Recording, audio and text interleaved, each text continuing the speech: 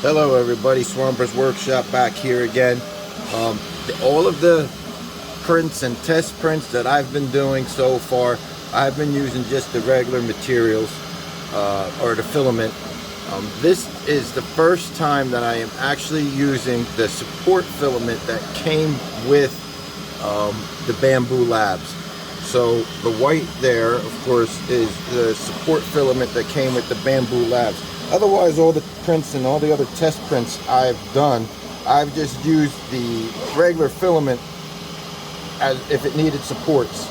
I never set it so that it would use the actual support filament. So once this is done, I'm curious to see how it would come out. You can see the white tower in the back. So let's see what happens. All right, thank you everybody. Let's learn and grow, and please like and subscribe.